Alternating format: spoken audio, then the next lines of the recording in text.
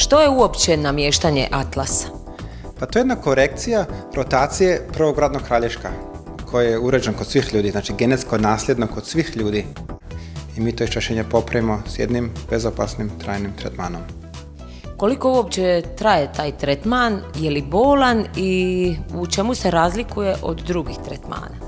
Pa prvenstveno se razlikujemo od drugih tretmana u rezultatima. Znači, kod nas su rezultati odmah i trajni. Mi ne liječimo tegobe, simptome ne tretiramo, ali maknemo uzrok tegoba. I zglob, atlas prvradni kralješak, ima svoju funkciju, znači nosi glavu i okreće glavu. Ne? Znači, funkcija zgloba se odmah popravi. Razgovori i pregledi su besplatni i one su stvarno, znači točno kako atlas stoji i kako utječe na tijelo. I onda ako se nakon pregleda osoba odluči za tretman, možemo onda krenuti sa tretmanom.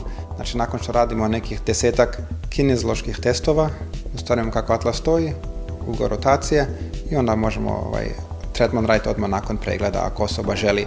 Ako ne, ako osoba nije sigurna, je preporučujem da ode kući, da razmisli malo, da još se uputi u materiju, posavjetujte se ljudima koji su bili kod nas i razmisliti kad su sigurni, onda mogu doći naručiti se na namještanje atlasa.